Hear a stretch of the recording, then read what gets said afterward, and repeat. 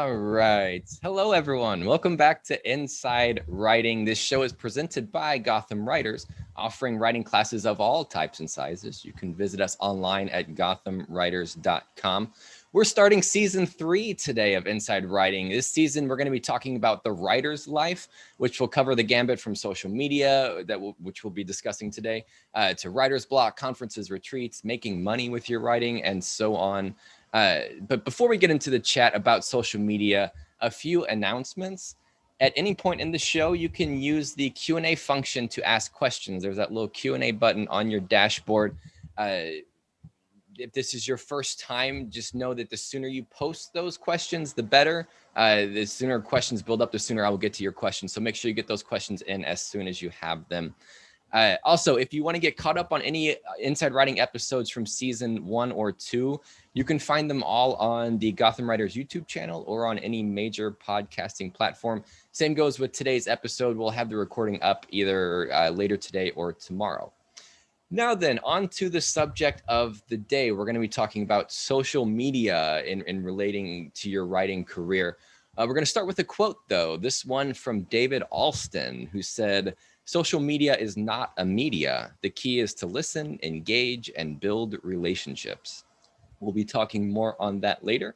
For now, let's meet our panelists. First off, the author of the novels Ash, A Line in the Dark, Last Night at the Telegraph Club, and more, Melinda Lowe. Hello, Melinda. Hi, everyone. Hey there. Nice to be here. And our second panelist, literary agent at PS Literary, and author of You Can Go Your Own Way, Don't Read the Comments, The Geek's Guide to Dating, and more, Eric Smith. Hello, Eric. Hey, everybody. So we're going to start the questioning easy today. So Melinda, I want you to just go, what social media platforms are you actively engaged on?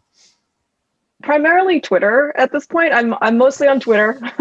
I'm also on Instagram. I do have a Facebook page, although I do Facebook less and less these days. So those are the 3 I'm on at this point. I used to be on Tumblr, which I don't do anymore, and I am not on TikTok. I have not got there. So that's where I am at this point. Gotcha. Eric, what about you? What social media do you participate in? So I guess like professionally as like a writer, publishing person, I'm on Twitter, probably the most. I have a Facebook, but it's just mostly just my friends, like I don't really do business stuff on there. And I'm on Instagram, which is like half and half of those things. Like half of it's like, look at my cool new deals. And the other half is like, look at my adorable child. And that's my strategy for that space. And that's really it. Like I have profiles on a couple of other places. Like I have a TikTok page that I have never used, and I have I signed up for Clubhouse, but I've never used it. 'Cause maybe I'll try it, but I use the ones that work for me. Gotcha. So Melinda, I want to start with you with this one. Do you feel like social media has helped your writing career? I do, actually. I do. Not in terms of like getting book deals. Not in terms of that, but in terms of getting my name out there as kind of a person in the dialogue within YA.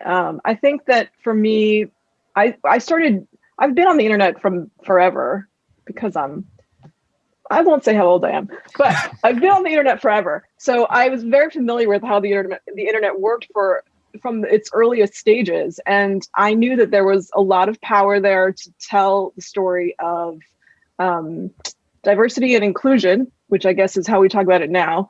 And so when my first book was published in 2009, I was out there right away talking about diversity and inclusion. And I think that is really where social media has made the biggest impact for me.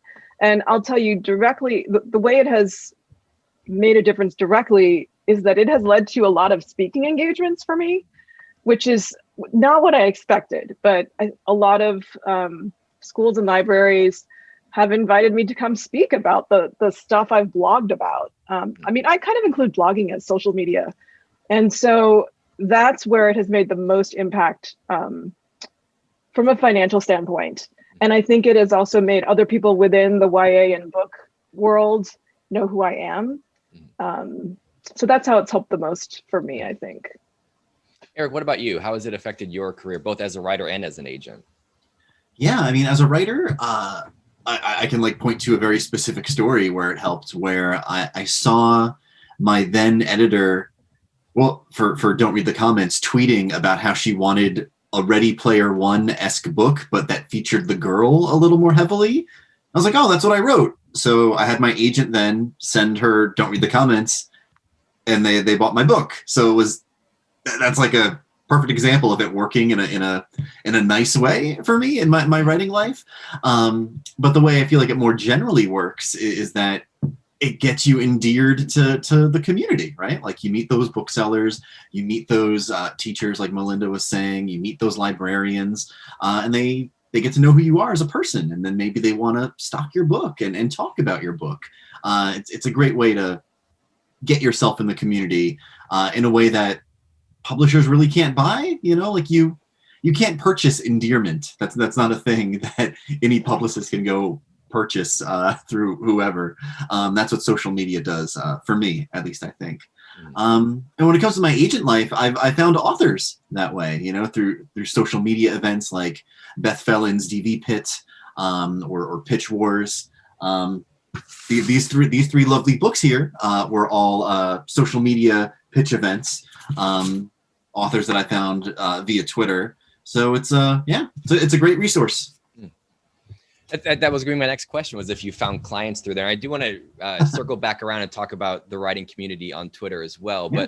But first off, Melinda, I want to ask you, we often hear, and I hear a lot of writers complaining that they get distracted by social media. It sucks their time away. Do you feel like, how do you manage that? How do you manage the goodness of social media with how much it takes away from you? Or do you feel like it takes anything away from you? Oh, absolutely. It's extremely draining. I have to admit it is. And at this point, because my most recent book came out in January, so for the past few months, I have been on social media. Okay. And I am about to kind of go off social media for a while because I'm going to be diving into a revision. And if I'm really working deeply on a book, I cannot be on Twitter. I can't. I can still be on Instagram. I've realized Instagram is not as draining as Twitter, but to really be involved in the Twitter conversation, you kind of have to be there a lot because you miss things. You can't really jump in when it's not happening anymore. You can, but it's weird. So for me, I actually take long breaks from social media, like months and months and months, like not just a weekend. I will go off for months. And you know what? It is not a problem. It has not hurt anything. And it's been really great for my ability to focus again. Eric, what about you? How do you manage the time suck distraction element of social media with the benefits of it? Yeah, I mean, I feel like I handle it the way I handle anything that gets really distracting, right? Like I love playing video games as much as I like, playing on Twitter and talking to people, but I know I can't do it all day or I'll get fired or something, So yeah, I just do my best to like hop on a little bit, play a little while, and then go, Yeah, you just have to. It does require discipline. Like you have to know when to say I've had enough, and I'll see you later. And it's really easy to not have that discipline and to just continue clicking and scrolling. It's very, very easy to keep doing that. But it's just like every writer, you have to have the discipline to sit down to write. So if you can do that, you can get off Twitter. You can totally do it. So Eric, I'm curious because you brought up video games too, and for a lot of people, video games are inspiration for their writing. Do you find inspiration in social media too? Do you find like creative oases on Twitter? I mean, sometimes like I find inspiration in the friendships there and in that really quick connection you can make on social media as an adult, because in some ways I feel like it mirrors that immediate friendship you can have as a teenager, So when like writing YA, I don't know, social media feels like that. I don't know, it feels like that again, So yeah, there's inspiration there. Melinda, what about you? Have you ever gotten like story ideas from Twitter? Is that why you go to Twitter? Or has that ever been, kind of like what I said to Eric, is that something you go to Twitter for or no?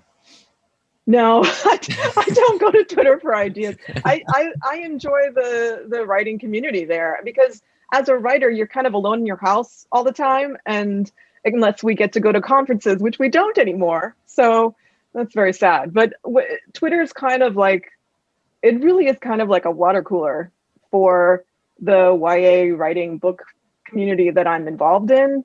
And so I enjoy going there and seeing my friends, literally, and seeing like what they're up to and like checking out what they're watching on TV. You know, it's literally like going to a water cooler for me. Gotcha. And I want to come back to this writing community idea because it's been brought up so much. And you know, the writing community is so well represented on Twitter. Melinda, how did you get? I mean, I think a lot of writers, their hesitation is, how do I even get started? There's so much there already. How do you get involved with the writing community that already exists on Twitter? Gosh, I don't really know. I get, because I'm lucky that when I got started on Twitter, it was, I think I joined in 2008 or 2009, and that was when I was having my debut book come out, and I was part of a debut group of writers called the 2009 Debutantes, and we had a live journal page, right? So we would like write on LiveJournal, and we also all kind of joined Twitter at that time. So there was already a group of people that I knew, and we could have private discussions on LiveJournal, not on Twitter, which was very good. It was a good idea to have private discussions in a closed group. Twitter was a great place to see what's happening in the public sphere, you know? I think if you're new and you're just jumping on Twitter now, it can seem really overwhelming. And I really recommend just reading for a long time, like following people you think are interesting, or not even following them, put them in a list, you know, put them in a list and then see what they say and kind of get to know what the conversation is and who the person, not even really by interacting, just seeing what's happening. Mm-hmm. And Eric, what about you? For people out there that want to get started, what's your advice to them? What's the first step to doing it? I mean, so Melinda brought up something really interesting when she was talking about using LiveJournal and writing on LiveJournal and sharing there. Like, I'm a big believer in building a community and building a following on social media through making content, you know, and that's not necessarily your book, you know, it's writing blog posts, it's writing fun little articles, it's saying, hey, my favorite reads this month were so-and-so, so-and-so, so-and-so. And that's a really great way to start engaging with people and talking with people in a way that doesn't feel, I don't know, like invasive, you know, like, hey, be my friend, you know, it's you saying like, hey, I like this book by so-and-so, maybe check it out.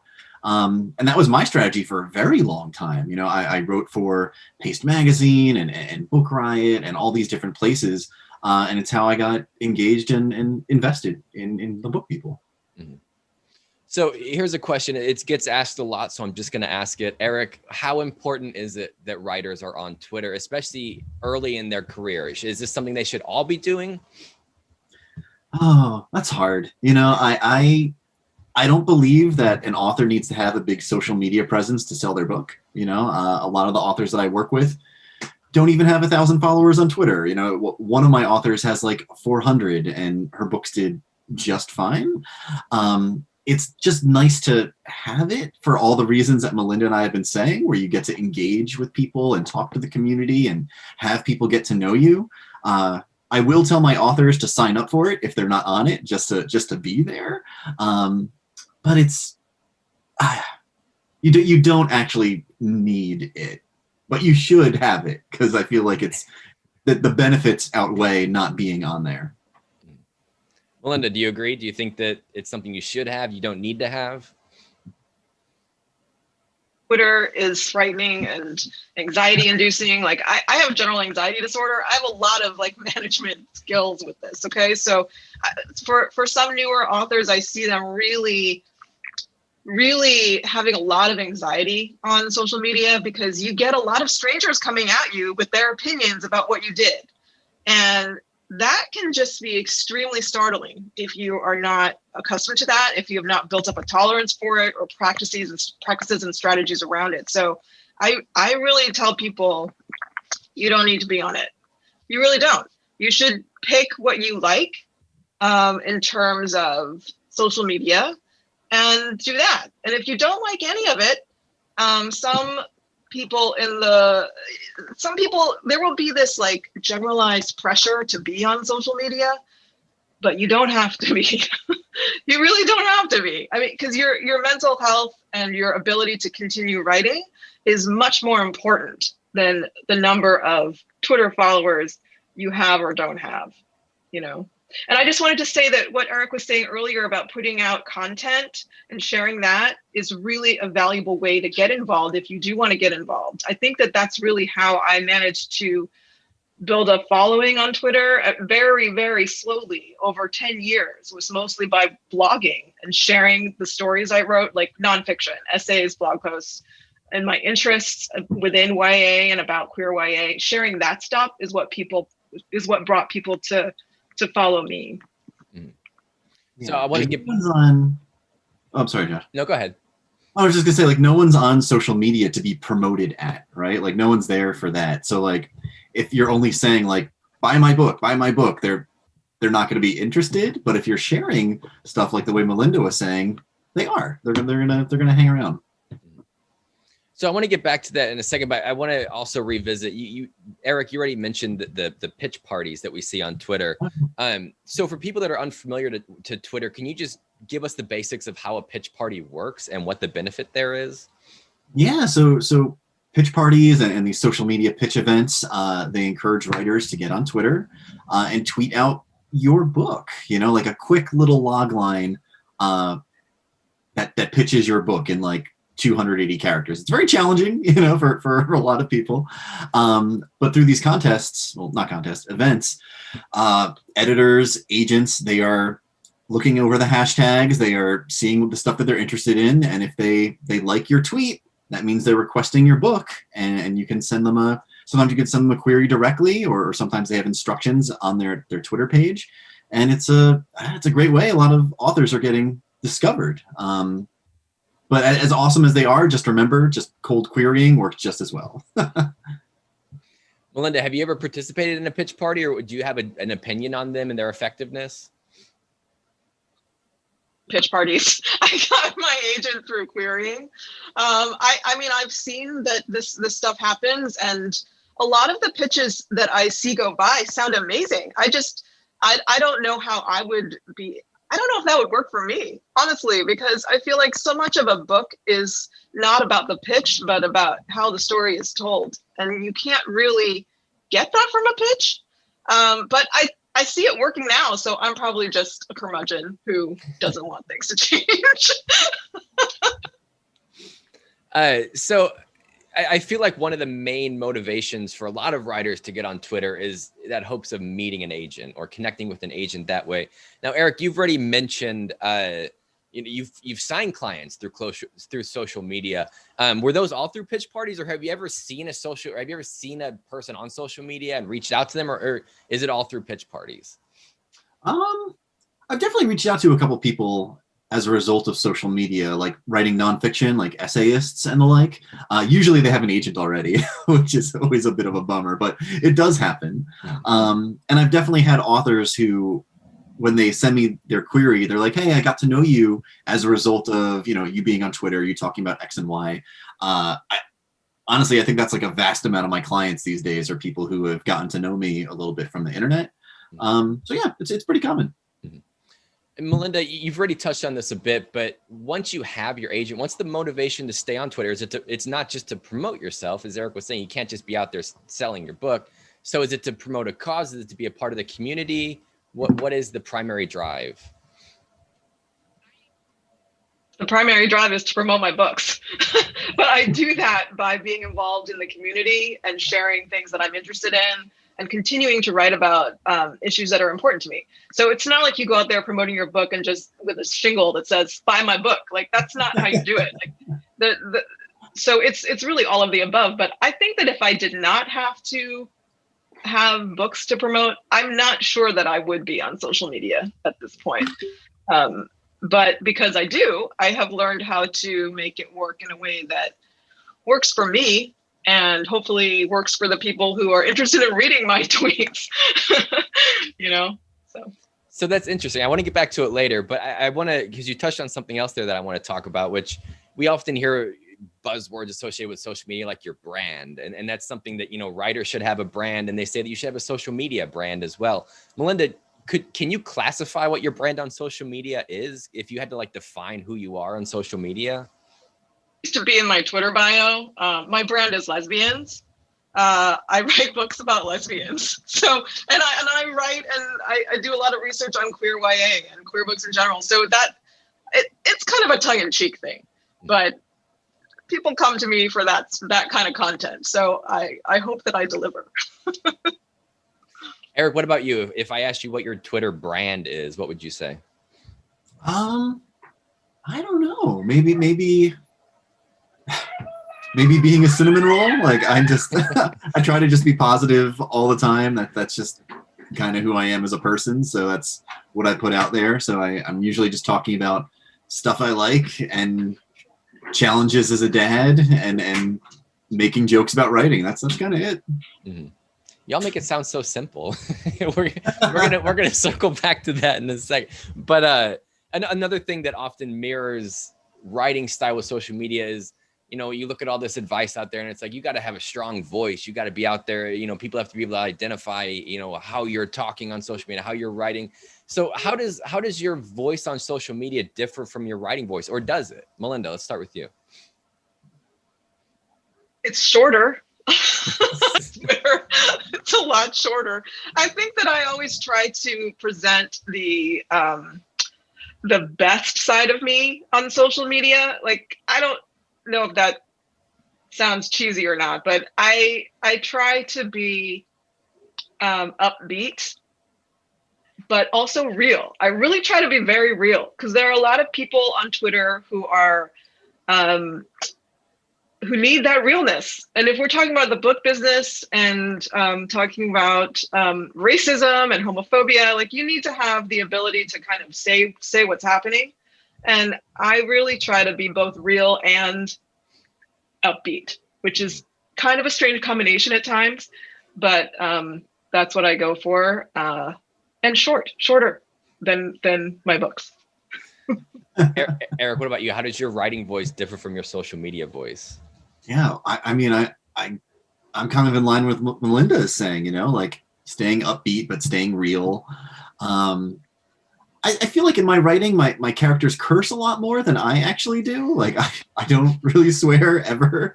And people tend to be really surprised when they hear it. But in my books, the teens I write about have things to say. So there's a difference there in like tone and voice, but I feel like I'm mostly the same. So along with these other buzzwords we often hear associated with social media, there's also this word engagement. You know, a lot of people will say it's not your followers that matter, it's your engagement. So Melinda, when I say engagement on social media, what does that mean? What does it mean to be engaged on social media?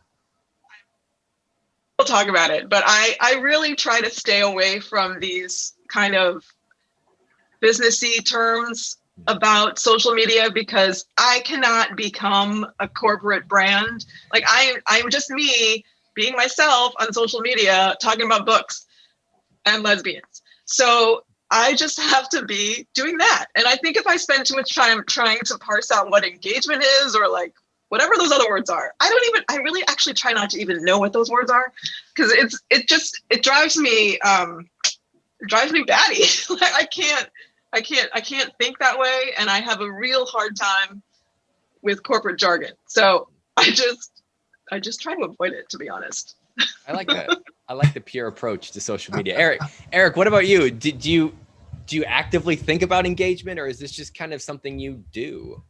It's just something I do. I mean, I was a social media manager for a publishing house for 5 years. I was just flying by the seat of my pants. You know, all those buzzwords and stuff, I feel like you use them to make it seem like you know what you're doing sometimes. So when it comes to like getting social media advice about handling yourself as an author and a writer and an online brand, I'd pay less attention to like the jargony people that have blogs on like Mashable or whatever, and maybe follow authors who do it really well, you know, like Claribel Ortega and like Chuck Wendig and Susan Dennard. These authors all say very smart things about social media and have newsletters that talk about it in great detail. I follow them and see what their tips are, because they exist in that space in a big way.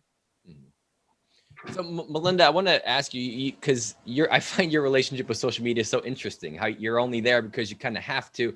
I'm curious, what was your relationship with social media like before you felt like you had to get on? Like, was it something that you kind of looked at and didn't really want to be a part of, but then because you got published, you kind of had to? Or what was it like before you blew up into this 18,000 follower personality that you are? Explosion, like I'm saying, it took like 10 years. So I think that before social media, in the dark ages of the internet, from in the early 2000s, I was managing editor of a very large website called After Ellen, which was basically an entertainment weekly for lesbians and bisexual women. So I edited that website, and I produced a lot of content, and I also had to moderate the comments and manage this giant thing. So I came to social media from the early internet. So I came knowing what it could be and very wary of it. So from the very beginning, I knew that it was necessary for my job. And I also had boundaries from the start. So I didn't come to it totally new. Like, I'd already been very online for like 10 years. Mm-hmm. So Eric, I want your opinion on this in a second, but I want to follow up on something Melinda just said there. You said you set boundaries for yourself. Do you mean like how much time you would spend on it, or what do you mean? On the internet, how personal I would get, the topics I would discuss, and if I discuss, issues that seem to be politically charged, like sexual orientation, which should not be politically charged, but is often read that way. I have had to learn how to speak about it and write about it in a way that is inclusive, and also in a way that does not invite trolls. So that is a very tricky thing to learn how to do. And I don't always do it correctly. But that's something I've had to learn, and I try to evolve with that. Eric, what about you? What was your relationship? Because you said you come from it as a social media manager as well. So have you sort of always had this relationship with social media? Yeah, a little bit. Like I started off blogging. I blogged for myself for a really long time. I had a personal site about Philadelphia and geek culture for a really long time. And when I was trying to find a job in publishing, it was blogging that got me my first job. The publisher that hired me was like, "Hey, you run all these blogs and everything. We want you to do that for us." And that's kind of what got me where I wanted to be. And then I just kind of grew up with all the different social media platforms as a result. Like, had to get this company on Twitter, had to do all these different things. And you just kind of learn as you go. Mm-hmm. So one question, I'm curious what you'll answer, because I'm going to ask it and see where it goes. But Melinda, you have 18,000 followers. Why do people follow you? I feel like you've touched on a lot of reasons why, but why do you think you have so many followers? Followed me a long time ago and are not active anymore. I will just say that. But I think that people want to hear what I'm saying, and what I'm saying is stuff about queer books. So I think that there is an audience for that, and I feel very passionately about that subject. And I guess that's why. You'd have to ask them. I could ask them. Eric, what about you? Why do you have nearly 60,000 followers? Why are people so interested? I mean, I wish I could be like, it's because of my books, but I don't think so. I think people mostly follow me because I maybe some of them follow me for the books, but a lot of them follow me for the agent stuff, and I dish lots of publishing advice, and I make lots of very specific writing jokes, and I think that's probably it, And I'm also nice to everybody. People can DM me and ask me questions, so I think that helps. Mm-hmm. So I want to shift gears a bit and talk now a little bit more about social media etiquette, how to handle yourself on social media. I know one question we get a lot is how much can you post on social media? How much is too much? And one of the reasons you're both here is because I picked you because you both post a lot. And it's, you know, I feel like you can offer some insight as to, do you ever, let's just start, Melinda, we'll start with you. Do you have like an internal clock where do you ever fear you're posting too much, or do you just kind of post whenever it comes up? That I'm not posting enough on Instagram. I don't fear that I'm posting too much. I think that there is always that fear that you're being too self-promotional. But let's be honest, people are on Twitter to be self-promotional. Like you have to kind of accept that, and also understand that even if you post a lot, people are not on Twitter 24/7. They really aren't. It seems like they are, but they're not. And they're going to miss something that you said because they're not there all the time. So you also have to kind of repost, retweet things at different time zones to get that information out if you're trying to get people to a virtual event, for example. So I don't actually worry about that. And I don't plan. I plan Twitter threads when I'm about to promote something specific, like a newsletter or an event or a new book. But generally speaking, I post when I'm interested. Like the other night, I watched the Harry and Meghan interview with Oprah, like everybody else. And, you know, I wasn't on Twitter at the time, but I tweeted about it the next day because I was still thinking about it. So, you know, I kind of post when I'm there and I have something to say. Eric, what about you? Do you ever worry that you're posting too much? Do you have a plan with how much you post, or what's your approach to it? So sometimes I divide it out a little bit on purpose because, you know, every morning in my agent life, I wake up and I Google all of my clients' books to see if someone had said something or if there's been a blog post. And if they're in some kind of fun list, you know, I want to tweet about it. So I use TweetDeck to like schedule those tweets. So like, tweet about a cool article at 10 a.m. Maybe I'll tweet about another one at 1 p.m. Just because I feel like if I just like rapid fire a bunch of like, hey, look at my author and this, it's just, I don't know, that's not interesting, you know? So I do plan that sort of stuff out. But when it comes to like my own musings and, you know, a joke I have or something interesting that I want to share, that I don't really plan out. Mm-hmm. So Melinda, I'm particularly interested in your answer to this question because of what you said about how you wouldn't be on social media if you didn't have to. But for how much you're posting, do you enjoy posting? Like, do you enjoy being a part of that conversation, seeing people's reactions to you? Sometimes. I mean, I think mostly I do.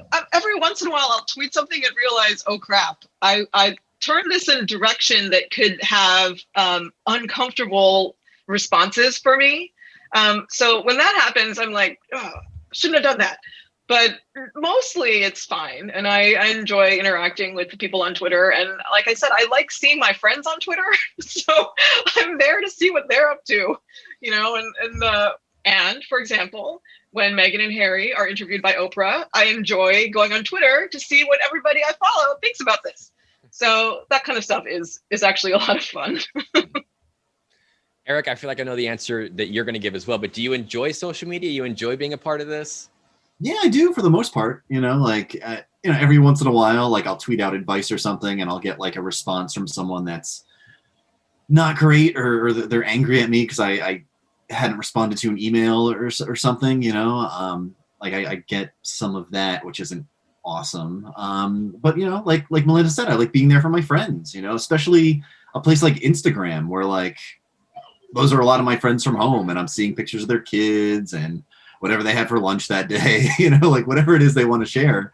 You know, it's nice. So just a general question here, but Melinda, we'll start with you. How do you find who to follow? Like what accounts do you know that you just want to interact with them? You mentioned being, you know, creating lists and adding people, but how do you find that niche, that place where you want to be?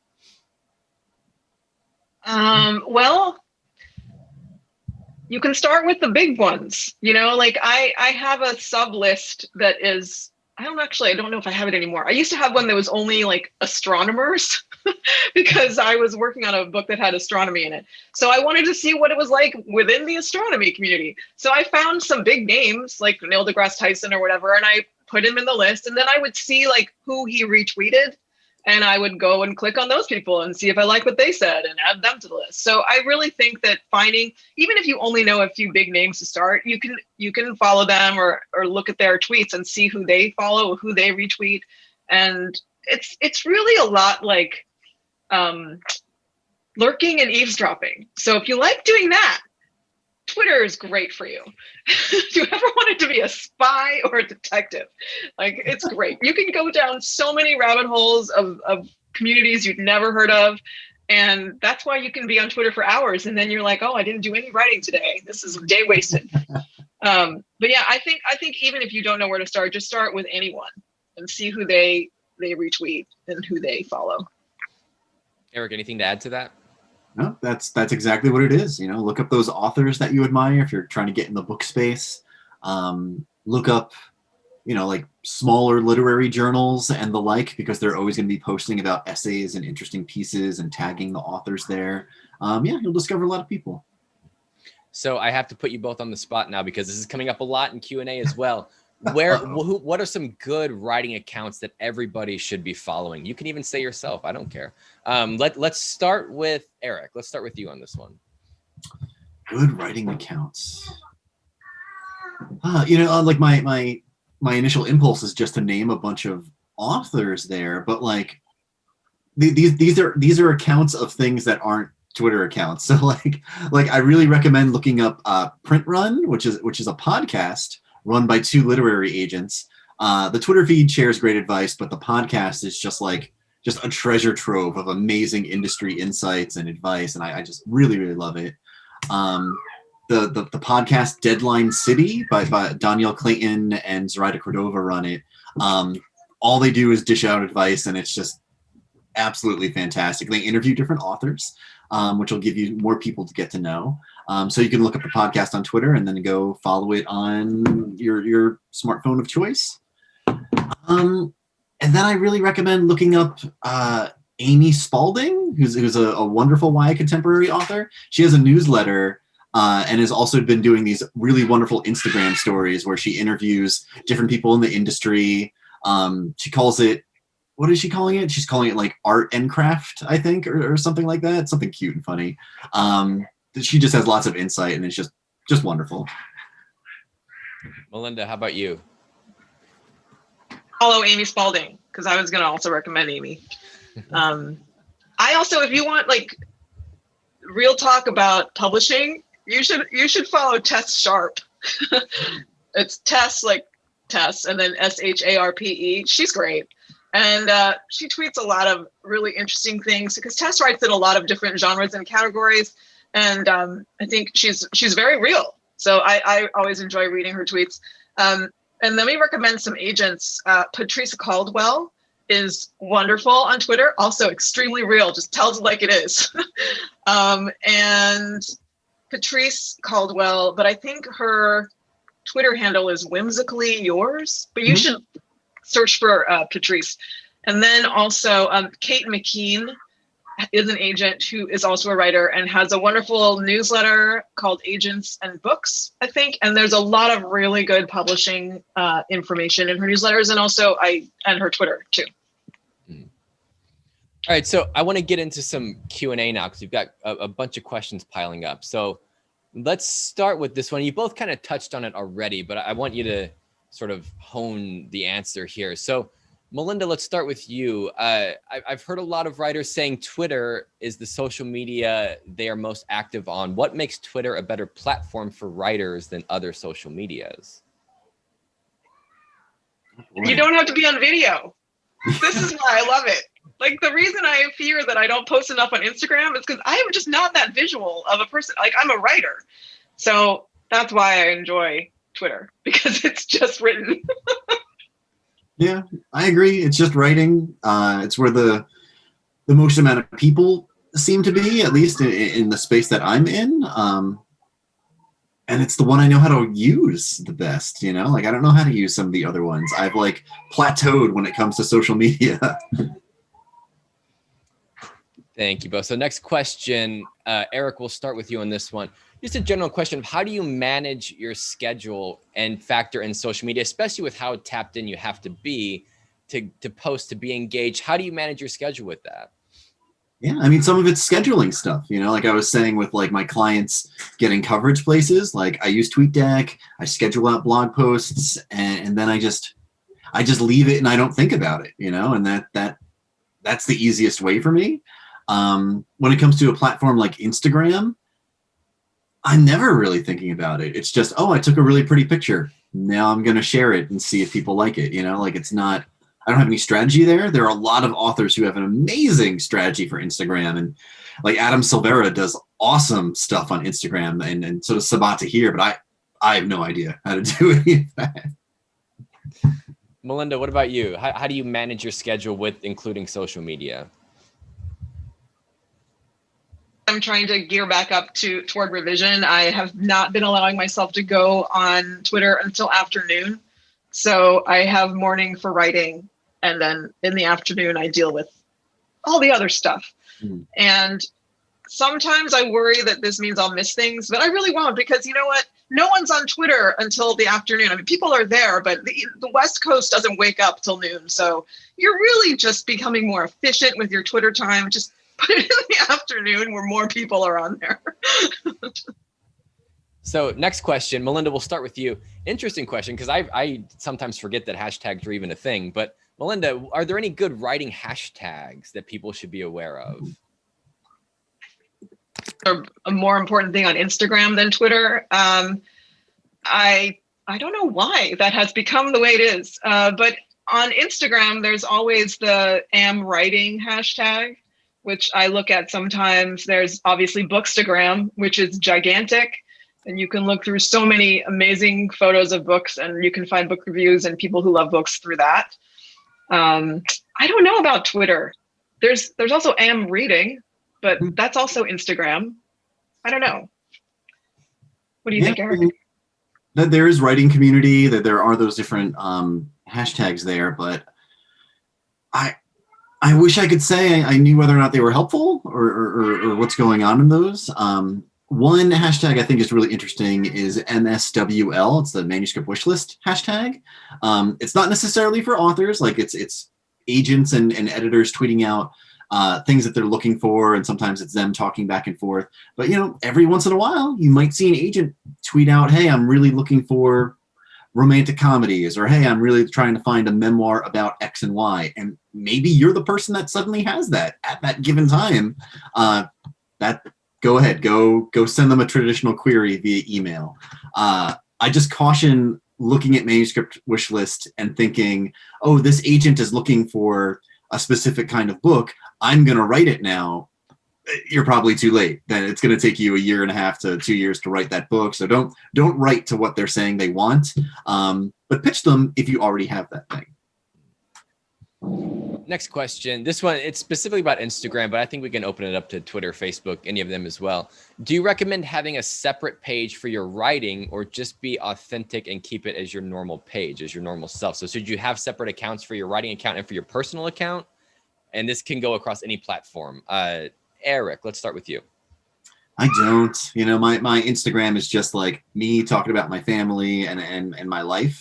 And I think that's fine. I don't think you need to have this like professional, I'm an author Instagram page. Because I think what makes you interesting on platforms like that is what your life is like, right? That's like why people are following you on those things. They want to get that glimpse into what it is you're doing.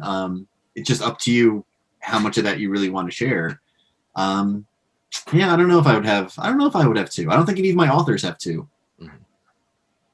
Melinda, what about you? But that's because Facebook is so old. Like, I was on Facebook before I was an author, and so I had like a personal Facebook account. And then I became a published author, and I was like, I don't really want these people to see my personal Facebook account. So then I have a Facebook page, and I don't add people to my personal Facebook account. But what that has led me to do is basically I don't use Facebook anymore because it's such a pain. So I don't. Plus, Facebook is terrible. On Instagram, I just have one, and I post pictures of my dog, and as well as like the food I cook. It's kind of a mashup on Instagram. I think that's more normal on Instagram. to have kind of a mashup. But I know people who have switched to a business account on Instagram, which I often wonder if I should do it, because then you can schedule posts. But I still have not bitten the bullet to do that. So it's just me. It's really up how comfortable I think an individual is in sharing their personal life. And you can always obviously make decisions about what you want to share and what you don't want to share, whether the account is a business one or not. So. Next question, Eric, this one's specifically for you. I guess Melinda, you could answer too, but I think Eric, you might know this one better. How do you find the pitch parties, the pitch events to participate in them? How do you know when they're happening? Where do you go to look for them? Oh, that's a good question. I guess you could follow them on Twitter. You know, like you could follow DV Pit. It has a social media account that has a newsletter that'll keep you updated on when they're happening. They were happening twice a year, but now I think they're only happening once a year. I'm not sure. I saw Beth say something about that. PitMed happens twice a year. So you can just go to the Pitch Wars website, just Google it, it'll pop up. I don't think there's any other Pitch Wars thing that's going to distract you when it comes to Google searching that. And those are really the big ones that I can think of. There are a couple of others that float around that are very specific. There's like a science fiction pitch event that's run by Daniel. I don't remember his last name, but it's like SFF Pit. If you Google that, it'll pop up and you could subscribe to the newsletter. Just be careful. You know, like there are so many different pitch events that are splintering off and happening. Just make sure they're actually being run by like people in the industry or authors or agents or editors that like you recognize, because you just don't want to waste your time. Next question, Melinda, I'll start with you on this one because you alluded to it briefly. Question is, I hope you haven't had to, but how do you handle trolls? On how bad they are. Like I do block some people. Mostly I mute them. I mean, usually I don't respond. So that's how I handle it. And I take a few deep breaths and, you know, I go offline for a bit if I need to, because the only way to end a troll is literally to ignore them. Like they don't respond well to any sort of response. And I don't feel that it's worth my energy or mental health to, I don't know, talk back to them. Mm-hmm. Seems like a waste. Gotcha. Eric, what about you? Yeah, no, I agree. I wrote a whole book about it. So like just block and move on. It's not worth your time. Next question, Eric, we'll start with you. The question is that you brought this up in the beginning when it comes to forming connections on social media. For people who are coming into this publishing Twitter and hoping to form genuine connections, how often do you recognize names in your comments and think, this needy person again, or in a different way, oh, this person, they're familiar, but not in a bad way. So how often do you recognize people in your comments? I mean, I feel like I do. I feel like I recognize people all the time, you know, people that like tweet with me frequently or have questions frequently. It never really bothers me. Like, I don't know, like publishing's a weird industry. It's not super accessible. It can be challenging to get those answers. So if people have questions, it's not hurting me when they have a little, when they're nudging me on social media.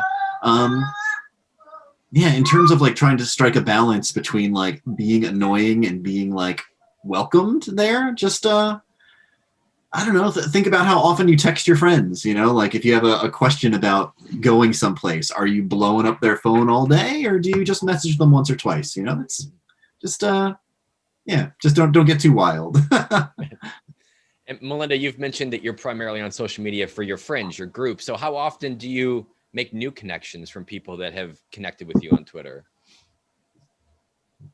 Every once in a while. I mean, I've definitely been helped out by people on Twitter. Like in the most recent book I wrote, when I was doing the research for it, I actually contacted someone that I had interacted with on Twitter to ask them for help, and they helped me. It was great. So, I mean, yeah, every once in a while, sure. Mm-hmm. So next question, Melinda, I'll start with you.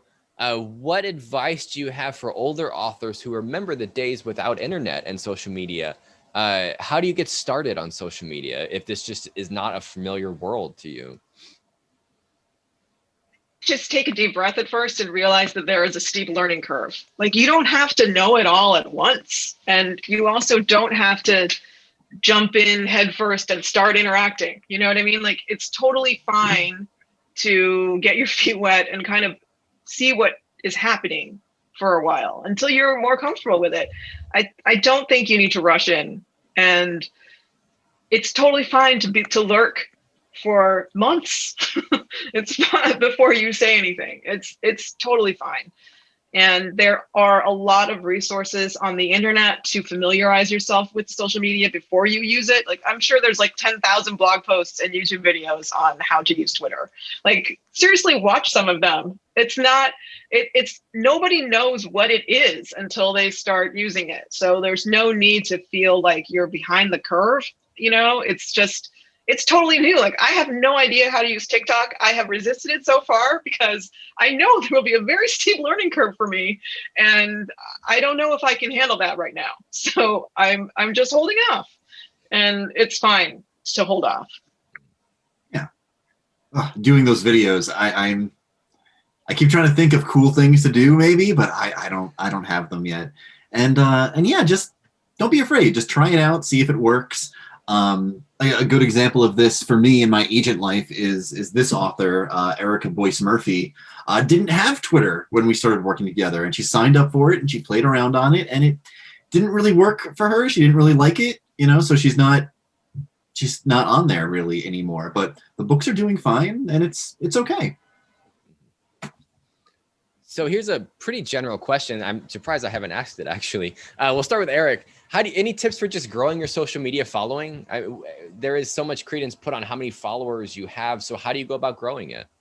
Yeah, I mean, it's the thing we talked about a little earlier, right? About the sharing content, dishing out advice, sharing blog posts that you think are interesting.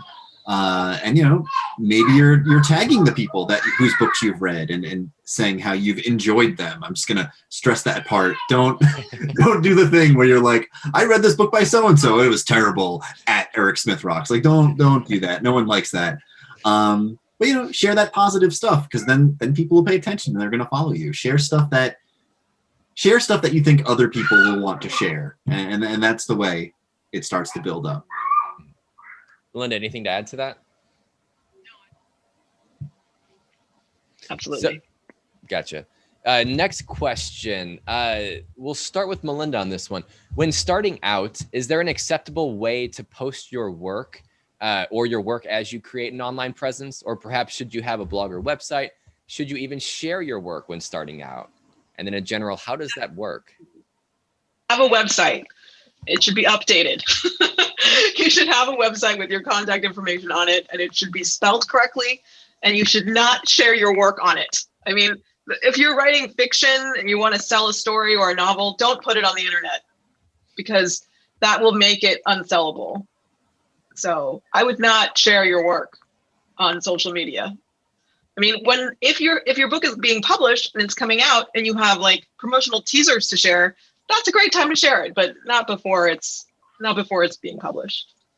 Yes, that's spot on. And if you're writing nonfiction or something, and you're writing essays and articles and stuff like that, it's fine to have that stuff on your website, but it's way better if you're pitching it to different outlets. So if you're writing personal essays because you're preparing to write a memoir, pitch those essays places, because every memoirist that you pick up in the bookstore, when you look at the back of the book, it says so-and-so has been published in Electric Literature, Catapult, et cetera, et cetera, et cetera. It's been a whole list of places.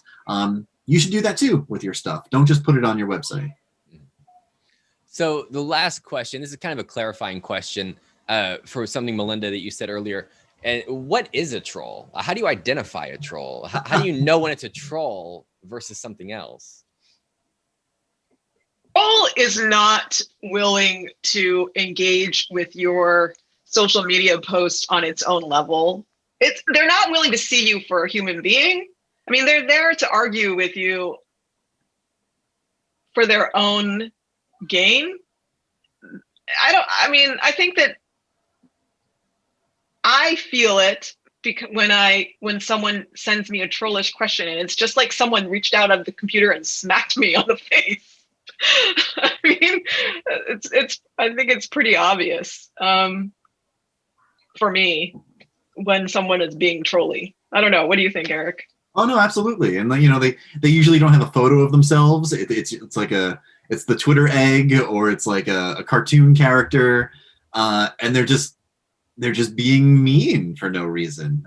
It's pretty easy to spot. There's a difference between someone who's trolling you and being mean, and somebody that just has a question and is trying to talk to you. There's a difference.